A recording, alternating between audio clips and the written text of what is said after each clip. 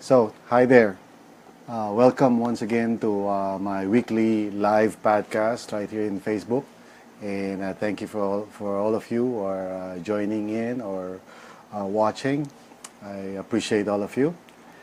First of all, I'd like to congratulate GLS CDO for a very successful event. I do thank the Lord for what has happened in GLS CDO. And for those of you who may not be aware, they experienced quite a challenge there because of the weather. But by God's grace, they were able to push it through. So congratulations, Pastor Nas and Sister Mina. I do pray that GLS CDO would continue to be successful in the coming years. And I hope and pray that more and more people, most especially leaders, will be touched by this event in CDO. So anyway, once again, thank you for joining me in my weekly live podcast. This is Bong Bailon, and I regularly go live every Monday at 9 p.m. Sorry about that, I forgot. 9 p.m.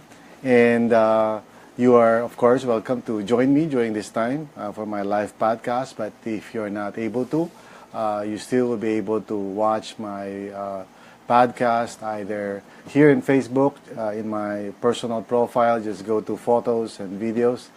All the raw files are there. Or if you want to see some show notes or outlines, you can go to my website at bongbailon.com. And of course, you can also watch this in YouTube or YouTube. I'm not sure how you pronounce that actually. But anyway, whether YouTube or YouTube, please visit my channel there, bongbailon.com. Tonight, I'd like to just shift gears. I've been talking about the leader's heart for several Mondays now. And at this time, I'd like to just talk about leading small groups because a friend of mine was asking me to just share some thoughts on that. And I do believe in small groups. I believe that small groups are essential and important. But in this initial podcast on small groups, I'd like to just go to the basics because I think a lot of people don't really understand that not all small groups are created equal. By that I mean that not all small groups are actually the same in terms of its nature or purpose. So allow me to just share my thoughts on this matter. And of course, this is not something that is original with me or from me. Of course, most of my thoughts are not really that original, if I may admit. But I do have the gift, I should say, of putting things together in a simpler way so that people can understand it. So I read a lot, I listen a lot, I learn from a lot of people. And yeah, of course, I do have some original stuff also. With a lot of humility, I would admit that. But nevertheless, I think what I normally do is I put together thoughts and I repurpose them, if I may use that word. And I try to come up with something that is useful, that is easily applicable in real life. So some complicated thoughts or ideas or constructs, I put them together so that it makes sense, especially for a simple person like myself. So if you're that kind of person and you appreciate that, of course, I'm glad that you're watching, and you're welcome if you're saying thank you. Anyway, so I'd like to now just talk about small groups. And like I said earlier, as I was beginning, small groups are not created equal. They have different purposes and different, approaches. And so if you're going to lead a small group, I think it's very important that you understand what kind of small group it is that you are leading. So anyway, let's just, for the sake of just simplifying it, like I said, I tend to just simplify things, not because things are, by nature simplistic or simple. I know there are a lot of, factors here and there that makes that can make anything complicated. But I like to just simplify for the sake of understanding things. And with regard to small groups, I'd like to just categorize them into four. And the way I categorize small groups, of course, there may be some variants and exceptions here and there. But basically, I see small groups in terms of four categories, and they are basically categorized. Sorry, categorized based on two items or two concerns. The first one would be tasks, and a small group can be categorized in terms of its focus on tasks, whether it's a low task-oriented group or a high task-oriented group. So that's the first, item that we think, I believe that we should consider whenever we're trying to categorize a small group. And that will determine how we're going to lead that group.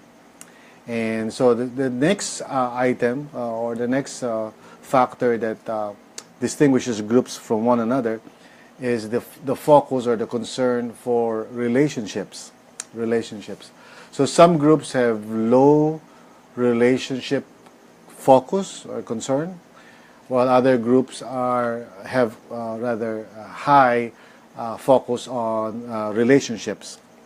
So with those two categories, tasks and relationships, I believe we can now categorize them into four types of small groups, each of which would require a different approach. So let me start with the first one, which is what I call a collection of individuals. Sometimes we might even just say, a simple group or a plain group.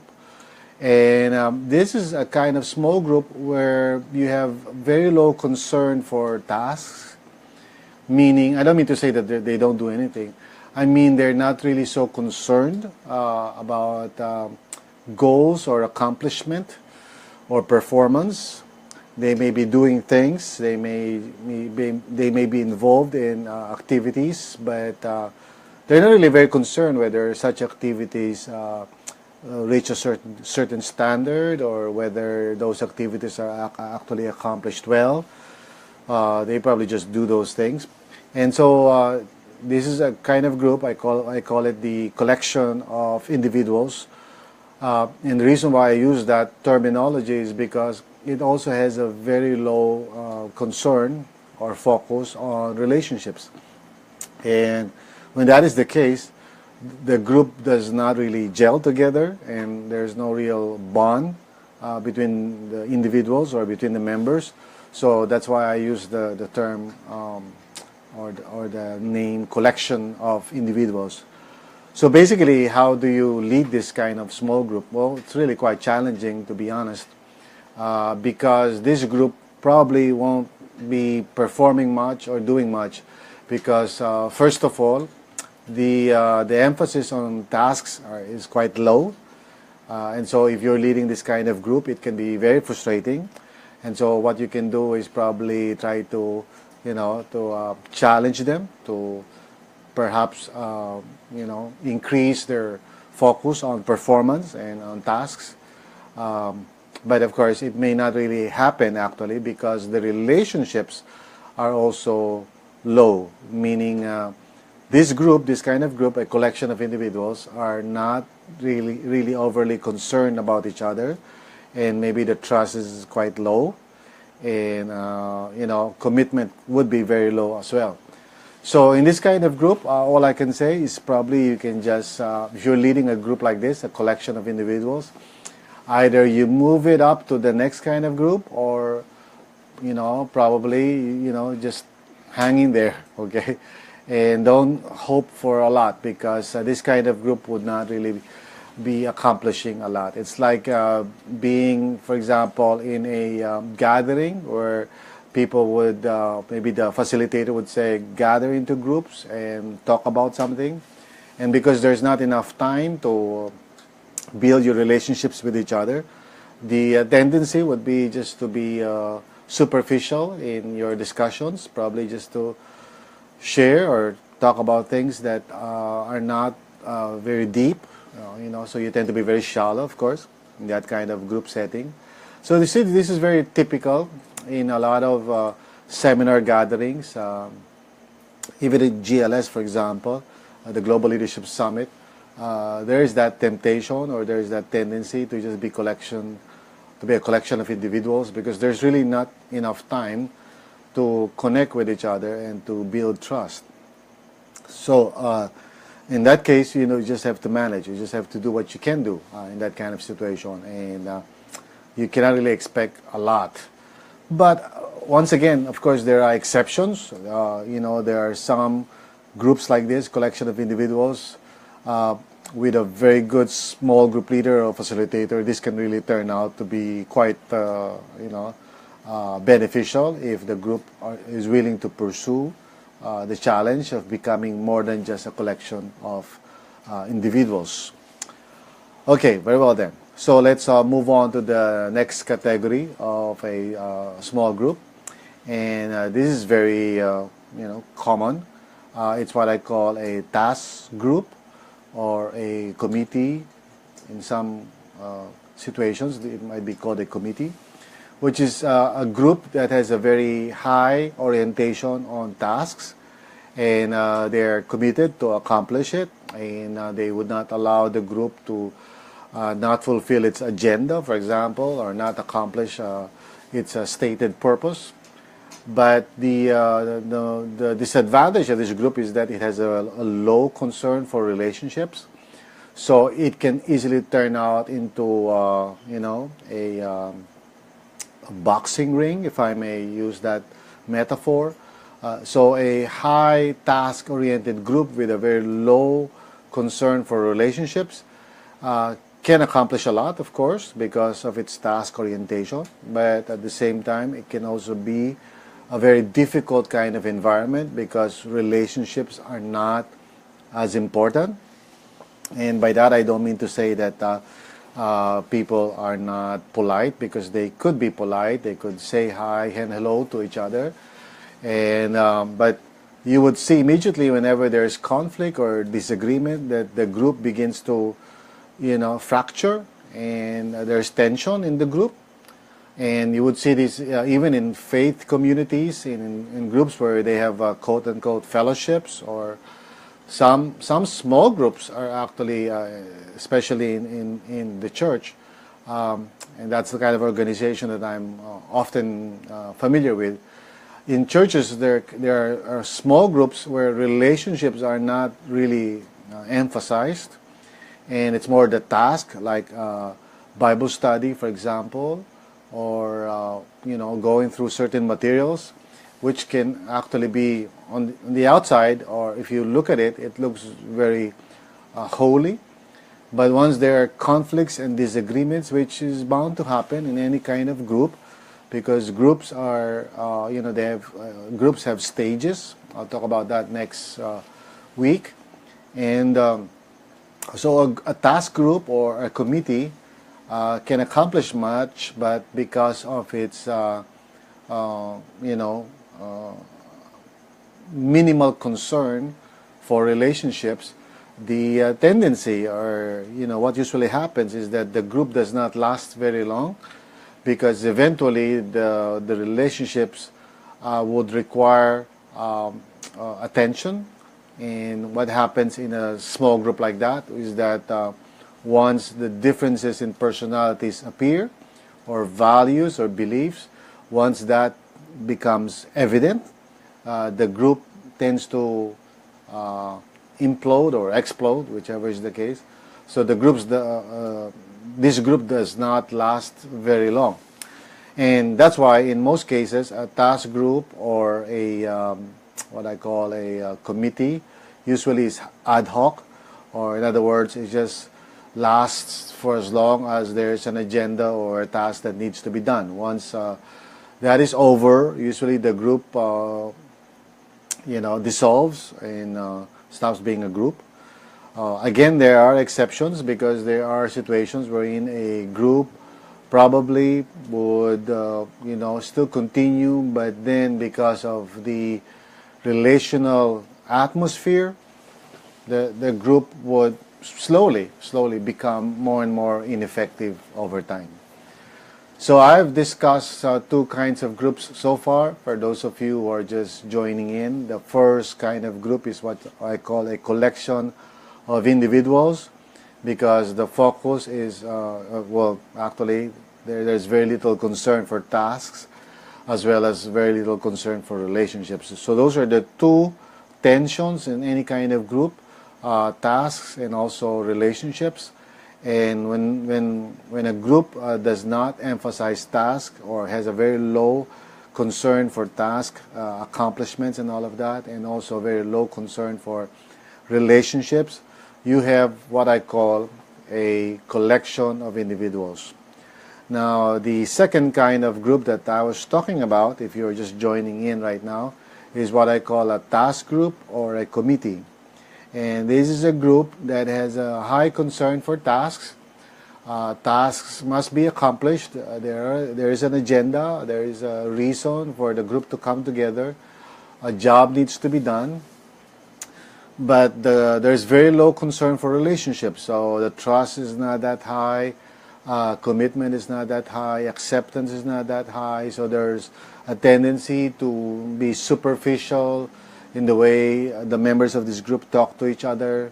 It's just, business-like, polite, and stuff like that.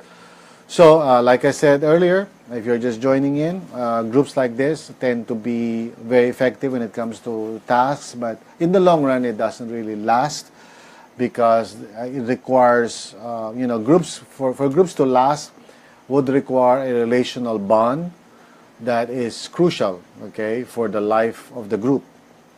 So, let's move on to the third kind of group. I said there are four categories of groups, small groups. We're talking about small groups. First one is collection of individuals. The second one is a task group or a committee. And the third one is what I would call a nurture group. Or among faith communities, we call this, typically we just call it small group.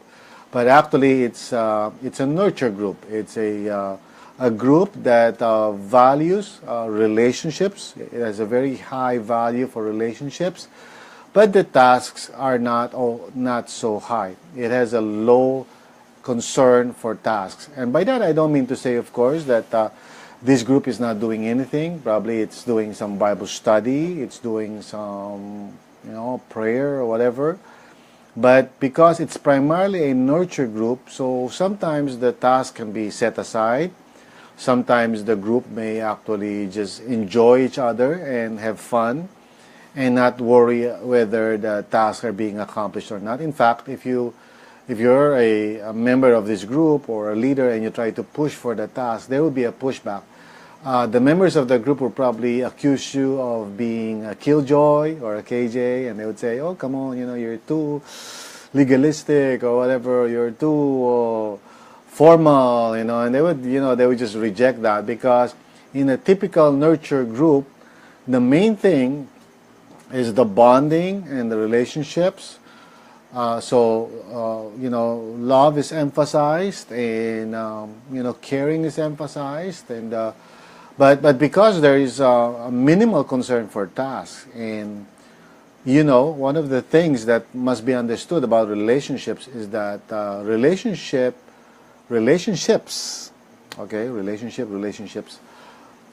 is or requires hard work, or there is a task involved in relationships.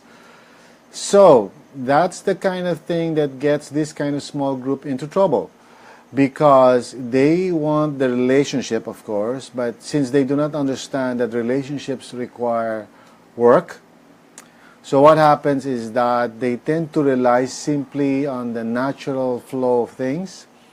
If it so happens that they like each other, well and good. If it so happens that their personalities somehow complement each other and they are good with each other, then, well, that would work out.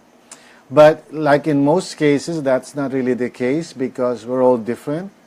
So what happens is that in a matter of time, these differences will become evident, and so sooner or later the group will be faced with the quote-unquote work of making relationships work. In other words, once conflicts arise, once differences and disagreements arise, because this kind of group, a nurture group, is very low in their concern for tasks, they may actually hide the issue under the rug, so to speak, or,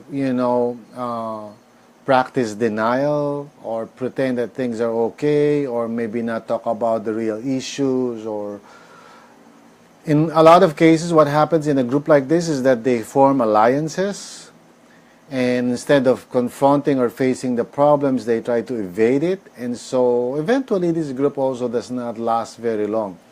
So again, in faith communities of which I am familiar with, there are a lot of small groups or cell groups with a very high emphasis on relationships, but since they do not understand that relationships require work, sooner or later, because we're all different from each other, sooner or later there will be a problem, and those problems would now necessitate work for the group. And so instead of facing that work and putting themselves, committing themselves to work it out, what happens is that the group, even though it's very relational at first, eventually also explodes or weakens or disintegrates, because a group, like I said, goes through stages. So eventually even a nurture group will be tested, and not so many nurture groups survive. After a few months, they become,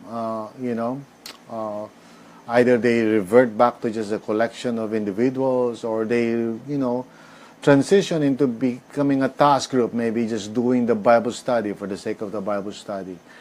And probably members would disappear or leave the group because they feel like they're not being recognized, or they are hurt in their feelings. So that's the kind of group that a lot of faith communities or churches are familiar with. It's a nurture group, and that's why what some organizations do, some churches do, is that they force the groups to multiply. Okay, of course that means they are, treating the group as a task group, which hurts a lot of members, especially when you say, when you reach 10, you need to multiply. So if the group is developing in its relationships, and you say to the group, you've got to multiply, then of course that creates tension and a lot of resentment. And so how do you lead a group like that? Of course, like I said, because of its emphasis in relationships, that is an advantage, of course, as a starting point. But you've got to just remind the group, especially at the beginning, that relationships require work. So if you're leading a small group, a nurture group, or a cell group, if you may call it that, remember to remind the people that you are going to go through some stages, some challenges, and you need to work it out, and people should not quit one another. They should not give up, because that's all part of becoming the kind of group that God wants them to be. So if you're leading a nurture group, a cell group, or a typical small group in church, make sure that the people understand that relationships require work, and teach them ahead of time, because it will happen. I guarantee it would happen that the group will find itself in a difficult situation relationally. Okay? And at the same time, of course, please understand that there is a lot of tasks involved also in small groups, and relationships is not necessarily just the end of it. And so as a leader, you may have to remind them that, you need to focus on certain things, especially, focusing on things outside the group itself, because that is what would make the group healthy. If it is not simply just navel gazing, if I may use that word, it's not simply just looking into itself and not just interested in itself. It's actually focusing its relational energy outside. Okay, so if you're leading that kind of group, that's something you should remember. If you're leading a task group, With its very high emphasis on a task. Remember, a group cannot just simply be about task, because sooner or later it would also disintegrate. And so you need to emphasize relationships as well, and telling them that it's also a kind of task. It's a group task, and the group must begin to work on being the group, because in most situations the group starts off as a collection of individuals, and they do not think or act as a group. So that's the kind of challenge that you, a leader of a task group, needs to face and manage and solve and overcome. So finally, with the remaining time that we have, I'd like to talk about a final category of a small group, and that is, of course, a team. A team.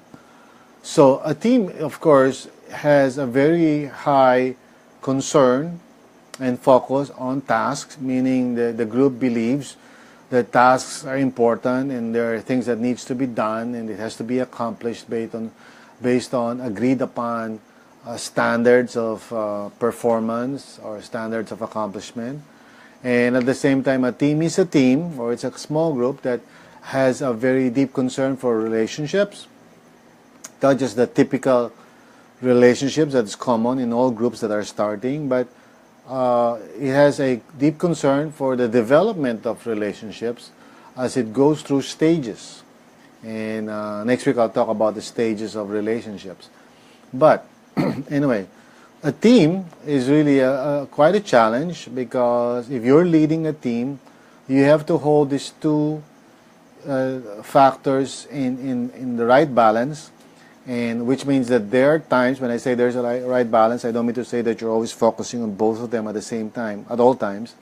When I say that there has to be a balance, I mean that you need to sometimes focus on tasks that needs to be done, but there are times that you need to focus on relationships because it needs focus, so you're going back and forth. Seldom do you really find yourself in an equilibrium, if I may call it that, or seldom does a small group stay static. It's always fluid and dynamic, and so if you're leading a team, like this is interesting because a lot of people use this word team in a casual manner. They would say, we're a team, or like, for example, in faith communities we call praise teams, But what does a team really mean? A team means that you are working together in accomplishing a task. You have agreed upon rules. You are able to clarify your purpose together and commit yourselves to the same values, and you're working things out. You're working for example, you're working on tasks that involves the group's output, okay? But you're also working on tasks that involves the group itself. In other words, group tasks. Working on the group to become a better group. So that transitions now to relationships. And so relationships is also part of the tasks of the group. I don't mean to say that it's like business-like, the group is trying to work on the relationships as a matter of business. No, I mean really authentic relationships, because that is the determining factor for making a team a high-performing team. Because not all teams are high-performing. There are teams that are, just basically performing. There's good relationships, but the relationships may remain stagnant. But in a real team situations, there's an increasing degree of trust and acceptance of one another, an affirmation of each other's giftedness. There's more camaraderie and common experiences that you go through, so that your bond becomes really quite high. And so this is what I call a team situation. And if you're leading a group, of course, you don't become a team overnight. You don't immediately become a team simply because you're called a team. If you're a leader of a team, you've got to understand that you need to work this in stages. And we'll talk about that later on. But the thing is, you've got to see that both tasks and relationships are crucial in a team. And so depending on the stage, of the group as it is progressing. You want to focus on one or the other, but you're not just focusing on one and neglecting the other. Instead, you're focusing on one or the other, whichever is the case, okay, as needed. And so over time, if you do that, then the group reaches a point where it really becomes a high-performing team, because the levels of trust and acceptance and commitment is very high. And then you're working on your conflicts, you're working on your disagreements, and the task of the group is twofold. The group is working on its output, and the group is also working on its internal processes. Okay, so that's it. Those are the 4 categories of small groups that I just shared with you. I hope it's helpful. The first one is called a collection of individuals. The second one is called a task group or a committee. So the first one is, very low emphasis on task, very low emphasis on relationships. A task group has high emphasis on task, low emphasis on relationships. The third group is a nurture group or a cell group, or typically in faith communities, it's just called small group, okay?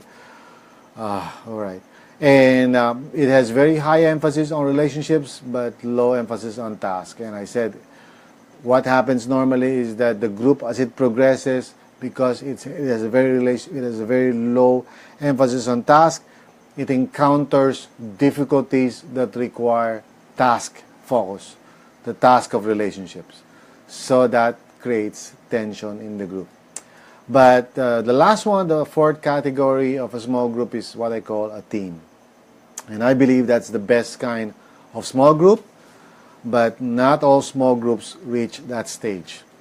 Most small groups either reach the task group level or the nurture group level, or maybe just the collection of individuals level. And so what happens is that the group seldom lasts very long, because once you form a group, then it goes into a journey, and that journey necessitates the proper balance and emphasis between tasks and relationships, and going back and forth depending on what is needed by the group at what stage it might be. Okay? So thank you for watching, and I hope this adds value to you and helpful to you. Share the video. Please follow me in Facebook. I don't have enough space to add friends, but you can follow me. You can follow my page also, Bong Bailon page, if you search for that in Facebook. Please like, follow, share. Also my Twitter handle is Bong Bailon. Just join me. Like me there, follow me there. I'm everywhere, I guess. So you can visit my website, which is bongbailon.com, and my YouTube channel, which is Bong Bailon as well. So thank you for joining me tonight. I appreciate all of you. And remember, I go live every Monday at 9 p.m. and I talk about just leadership mostly, okay? And it's coming from the things that I've learned by experience, the things I've learned from others, and books I've read, mistakes I've made, all of that put together. I just reflect upon them, put them together in a package that I think it might be helpful, and which is simple, and can easily be understood. So thank you everyone. Until next time, until next Monday. By the way, I try to keep it at 30 minutes usually. Sometimes I go beyond that, but hey, nobody's perfect. Anyway, so I just try to limit my talk to about 30 minutes. So thank you for joining. I appreciate all of you. God bless. God bless. Join me again next Monday. Okay? So bye.